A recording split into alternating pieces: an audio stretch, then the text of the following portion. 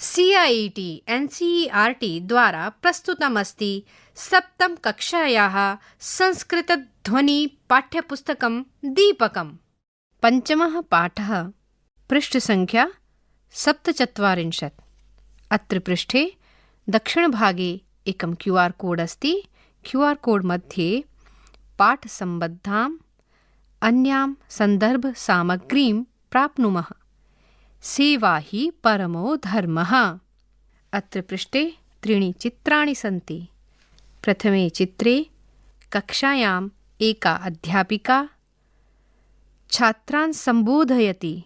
कक्षायां बहवः छात्राः सन्ति। एकः विशिष्टः दृष्टिहीनः छात्रः अपि उपविष्टः अस्ति। शिक्षिका पृच्छति, प्रियछात्राः, जीवने सफलतायै मानवः किं किम् अर्जयेत्? छात्राः वदन्ति, पदवीं, विद्याम्, उपाधिं, धनम्। द्वितीये चित्रे शिक्षिका पृच्छति, किम् एतदेव पर्याप्तम्? छात्राः वदन्ति, अन्यत् किम् आवश्यकं महोदये? तृतीये चित्रे शिक्षिका वदति, मानवीयाः गुणाः अपि आवश्यकाः भो।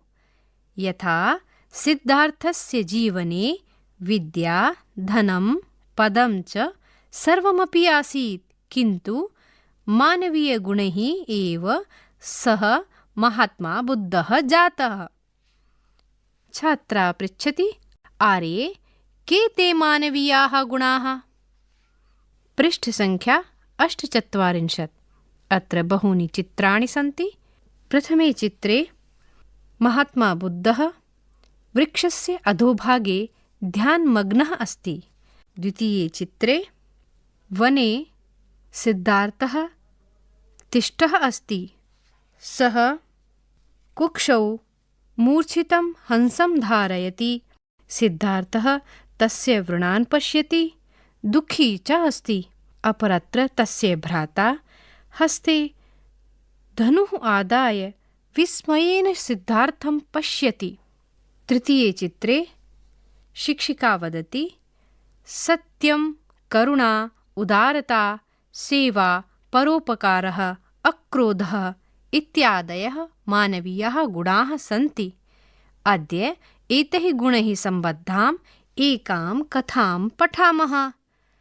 स दृष्टिविहीनः छात्रः वदति, आम् मान्ये, वयमपि पठितुम् इच्छामः।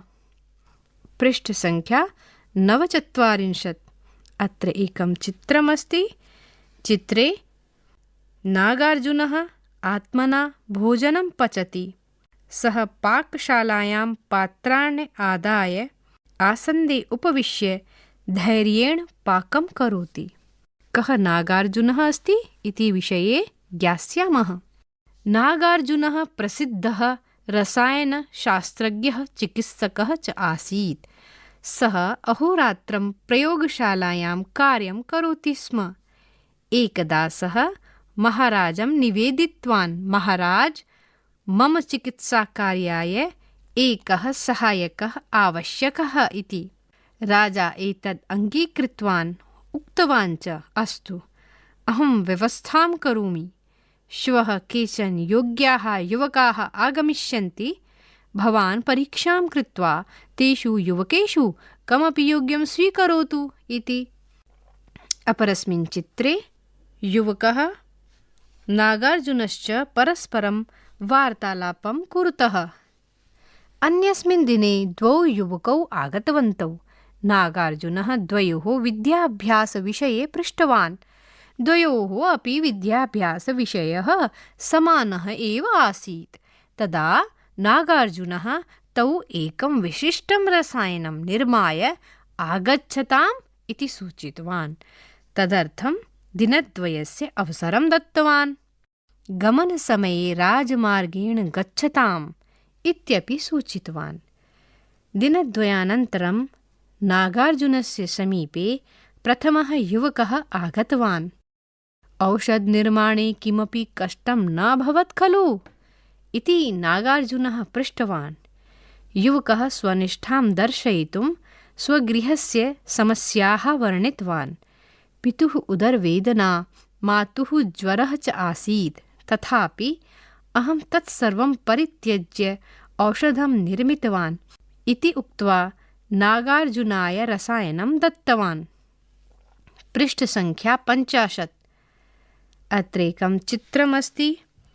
चित्रे राजमार्गे निक्षिप्यमाणः एकः युवकः खिन्नः अस्ति। नागार्जुनः तं हस्तेन उत्थापनस्य प्रयासं करोति। तदभ्यन्तरे द्वितीयः युवकः अपि आगतवान्।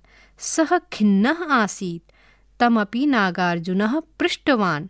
तदा युवकः उक्तवान्, अहम् औषधं निर्मातुं न शक्तवान् इति। किमर्थं न शक्तवान् इति नागार्जुनः पृच्छति।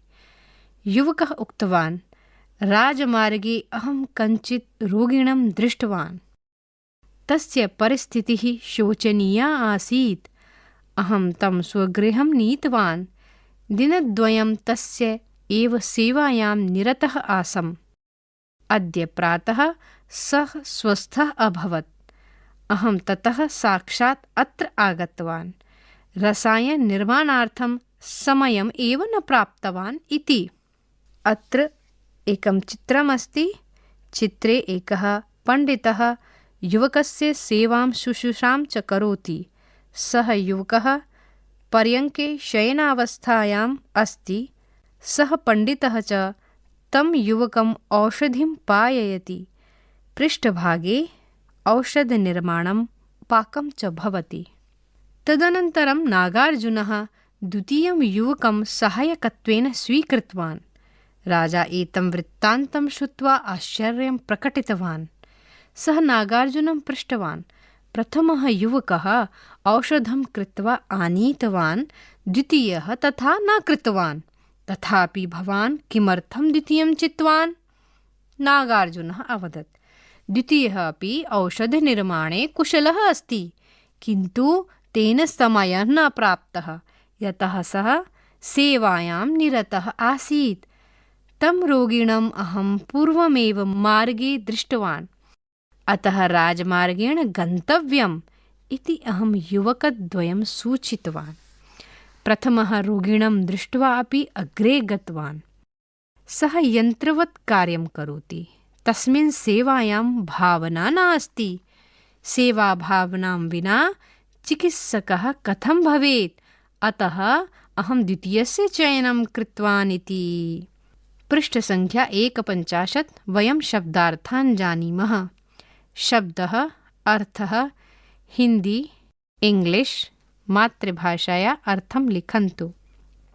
उपाधिं नामचिह्नम् उपाधिको डिग्री पदवीं पदनाम पदवी डेजिग्नेशन अथवा पोजीशन मानवीयाः मानवे भवितव्याः मानवों में होने वाले ह्यूमन रसायन शास्त्रज्ञः यह औषध शास्त्रम जानाति रसायन शास्त्र का विशेषज्ञ केमिस्ट एंड ड्रगिस्ट चिकित्सकः भिषक वैद्य फिजिशियन प्रयोगशालायां अनुसंधान परीक्षण कक्षे प्रयोगशाला में रिपीट इन द लेबोरेटरी अंगीकृतवान स्वीकृतवान स्वीकार किया एक्सेप्टेड व्यवस्थां प्रबंधनम व्यवस्था को अरेंजमेंट अन्यस्मिन् दिने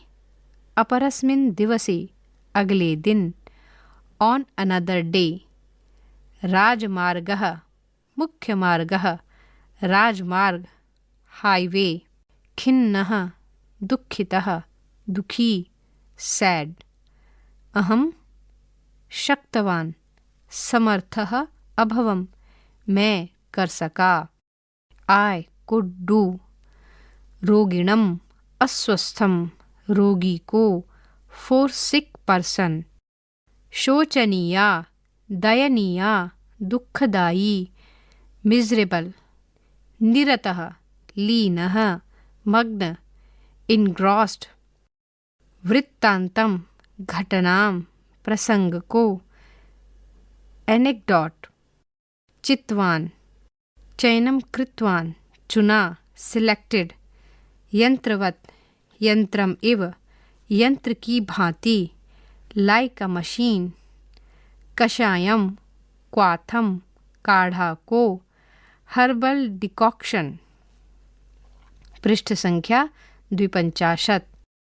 अत्र इदम् अवधेयम्। एकं, रसायनम् इति शब्दः आयुर्वेदशास्त्रे औषधम् इत्यस्मिन् विषये प्रयुज्यते।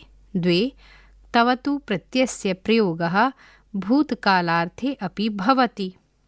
पठधन् तव तु पुल्लिङ्गे, पठितवान् एकवचनं, पठितवन्तः बहुवचनं। स्त्रीलिङ्गे पठितवती एकवचनं, पठितवत्यः बहुवचनम्। उदाहरणानि: सः पठितवान्, सा पठितवती, छात्रः पठितवान्, राधिका पठितवती, छात्राः पठितवन्तः, बालिकाः पठितवत्यः।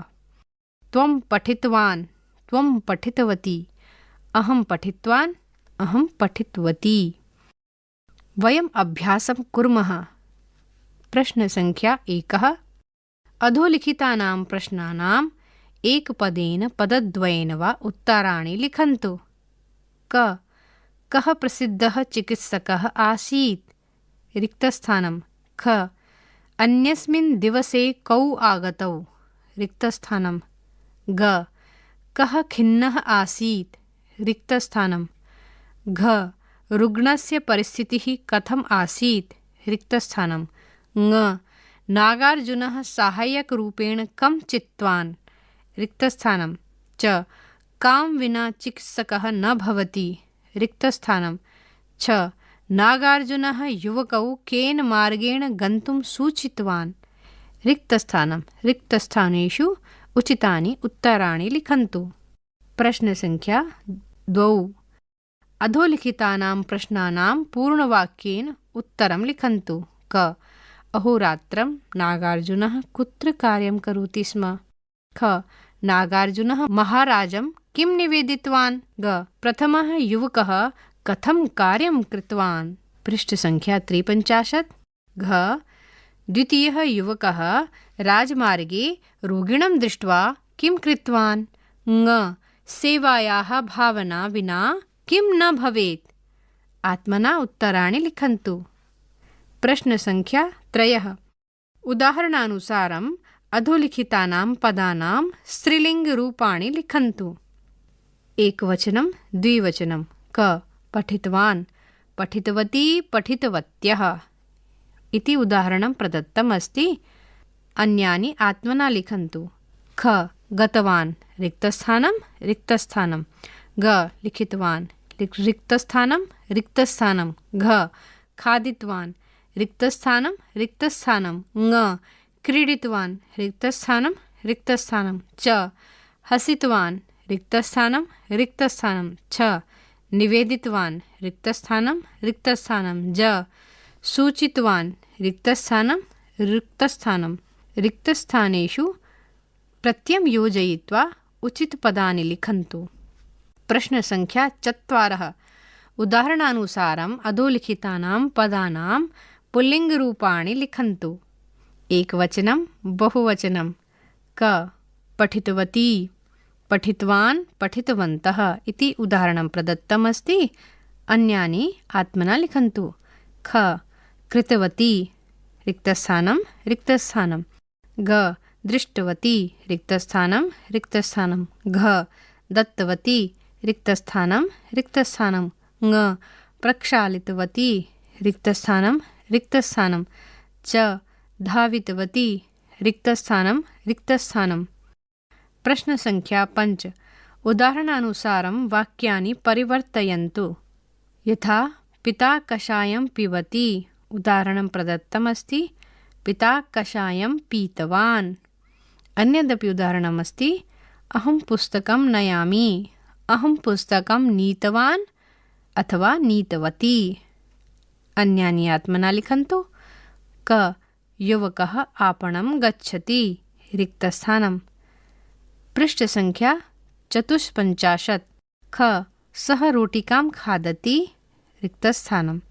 ग महिलावस्त्रं ददाति रिक्तस्थानं घ बालकः द्विचक्रिकातः पतति रिक्तस्थानं ङ पितामही चलच्चित्रं पश्यति रिक्तस्थानं च अहं गृहपाठं लिखामि रिक्तस्थानं छ त्वं कुत्र गच्छसि रिक्तस्थानं ज अश्वाः वने धावन्ति रिक्तस्थानं झ बालिकाः शीघ्रम् आगच्छन्ति रिक्तस्थानं य वयं समुद्रतीरे पयोहिमं खादामः रिक्तस्थानं रिक्तस्थानेषु उचितानि उत्तराणि लिखन्तु। अत्र इदम् अवधेयं वर्तमानकालक्रियापदेन सह स्म इति अव्ययस्य योजनेन भूतकालस्य अर्थः भवति यथा सः बाल्ये पुस्तकानि पठति। सः बाल्ये पुस्तकानि पठति स्म अर्थात् अपठत्। पठति स्म इत्यस्य अर्थः अस्ति अपठत्। प्रश्नसङ्ख्या 6 अनुच्छेदे कोष्ठकेषु केचन धातवः दत्ताः सन्ति।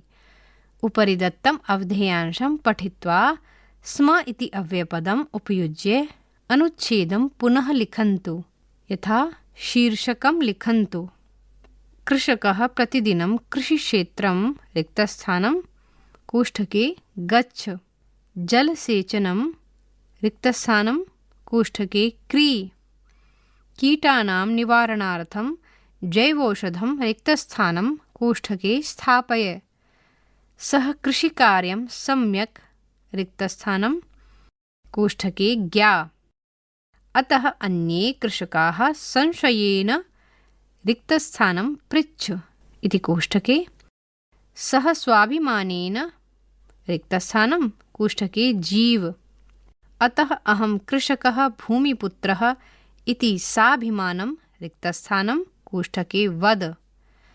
सः क्षेत्रे गोमयं रिक्तस्थानं कोष्ठके योजय न तु कृतकान् पदार्थान्। अतः व्रीहेः गुणवत्ता अधिका रिक्तस्थानं कोष्ठके भव। जनाः जालपुटमाध्यमेन तस्य तण्डुलं रिक्तस्थानं क्रीण। एवं तस्य परिवारस्य सर्वे जनाः कृषिकार्येण ससुखं रिक्तस्थानं जीव इति कोष्ठके। सः सर्वान् रिक्तस्थानं कोष्ठके वद।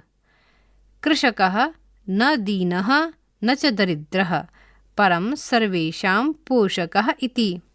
अत्र रिक्तस्थानेषु धातुना सह स्म इति योजयित्वा पदानि लिखन्तु। पृष्ठसङ्ख्या 55 योग्यताविस्तरः। स्वास्थ्यरक्षणाय नियमाः। ब्राह्मे मुहूर्ते उत्तिष्ठेत स्वस्थो रक्षार्थमायुषः सर्वमेव परित्यज्य शरीरमनुपालयेत्। भोजनान्ते पिबेत् तक्रं वासरान्ते पिबेत् पयः निशान्ते च पिबेत् वारि त्रिभिः रोगो न जायते। भूतकालः गतकालं ज्ञापयति। एवञ्च धातुना सह तवतु इति प्रत्ययस्य योजनेन अपि भूतकालार्थकानि पदानि भवन्ति। यथा पठधन् तवतु पठित्वान् इति पुल्लिङ्गं पठितवती इति स्त्रीलिङ्गं। वर्तमानकालक्रियापदेन सह स्म इति अव्ययपदस्य योजनेन अपि भूतकालार्थः भवति। यथा गच्छति स्म अर्थात् गतवान् अथवा गतवती। लिखति स्म अर्थात् लिखितवान् अथवा लिखितवती। धातुः लट्लकारः वर्तमानकाले, लङ्लकारः भूतकाले, तवतु प्रत्ययः पुल्लिङ्गे, तवतु प्रत्ययः स्त्रीलिङ्गे, स्म प्रयोगः भूतकाले इति तालिका अग्रे अस्ति। गम गच्छति, अगच्छत्, गतवान्, गतवती, गच्छति स्म। लिख, लिखति, अलिखत्, लिखितवान्, लिखितवती, लिखति स्म। गा, गायति, अगायत्, गीतवान्, गीतवती, गायति स्म। पा पिबति अपिबत्, पीतवान् पीतवती पिबति स्म। श्रु शृणोति अशृणोत्, श्रुतवान् श्रुतवती शृणोति स्म। दा ददाति अददात्, दत्तवान् दत्तवती ददाति स्म। ज्ञा जानाति अजानात्, ज्ञातवान् ज्ञातवती जानाति स्म।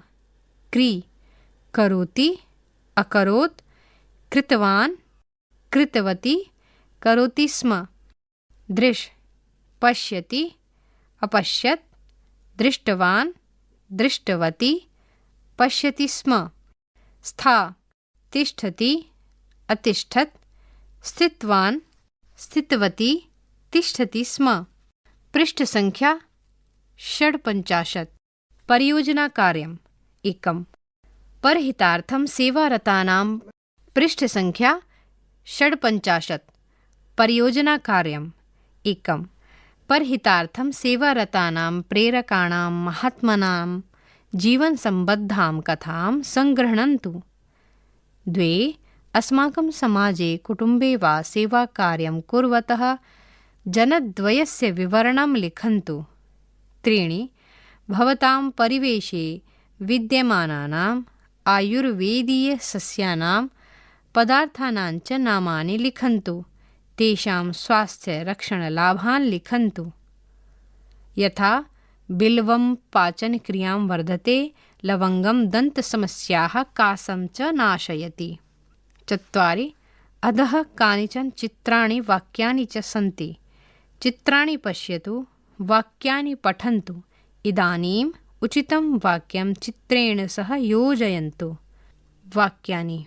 अत्र वामभागे कानिचन चित्राणि सन्ति, दक्षिणभागे च वाक्यानि सन्ति। तेषाम् उचितेन चित्रेण सह मेलनं कुर्वन्तु। प्रथमे चित्रे माता पुत्रेण सह पात्राणि प्रक्षालयति। अपरत्र चित्रे केचन बालकाः चित्रणकार्यं कुर्वन्ति। अपरत्र चित्रे पितरौ स्तः एकः बालकः तौ जलं पाययति। अपरत्र चित्रे एका बालिका अस्ति, एका च धेनुः अस्ति। सा बालिका धेनुं रोटिकां खादयति। अपरत्र चित्रे एकः पिता अस्ति, सः पर्यङ्के शयनावस्थायाम् अस्ति। सः पीडितः दुःखितः अथवा अस्ति। तस्य दक्षिणभागे एकः लघुबालकः अस्ति।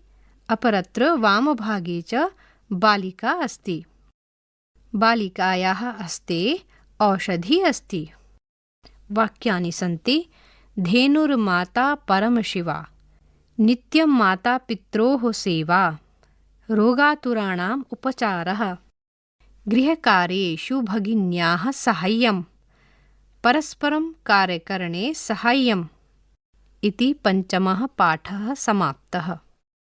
सद्यः भवन्तः शृण्वन्तः 7मी कक्षायाः संस्कृतध्वनिपाठ्यपुस्तकं दीपकं, ध्वन्याङ्कनं वीरेन्द्र रावत्, वाचनस्वरः डॉ चंचल झा, निर्माण सहयोगिनः कुसुमलता, निर्देशनं निर्माणं च विमलेश चौधरी, प्रस्तुतिः च CIET NCERT नवदेहली, भारतम्।